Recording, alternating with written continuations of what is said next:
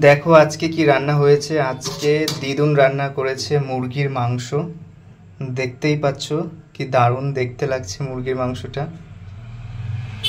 আর এখানে আছে leg piece আর এক টুকরো মাংস, যেটা কালকে মা রান্না করেছিল। সোমবার ছিল বলে আমি খাইনি, সোমবারে আমি মাছ মাংস খাই না, তাই মা রেখে দিয়েছিল আজকে আমার জন্য। আজকে দিল, আজকে আমি খাবো লেগ পিস আর মাংসের টুকরো আর আলুটা। তার সাথে আছে পার্শে মাছের ঝোল দেখো। আর এখানে আছে কচুর লতি সর্ষে দিয়ে ভাজা, আর এখানে আছে তেলাপিয়া মাছের তরকারি আলু দিয়ে। আজকে আমি এগুলোই খাবো দেখো। আর এই যে দেখতে পাচ্ছ এই বাটিটায় রয়েছে কষা মাংস, তুলে রেখেছিল, সাথে এক পিস আলু আছে। কষা মাংস যেহেতু আমি খেতে ভালোবাসি, তাই যখন কষাচ্ছিল মাংসটা দিদুন আমার জন্য তুলে রেখেছে। ভিডিওটি ভালো লাগলে লাইক কমেন্ট শেয়ার করো।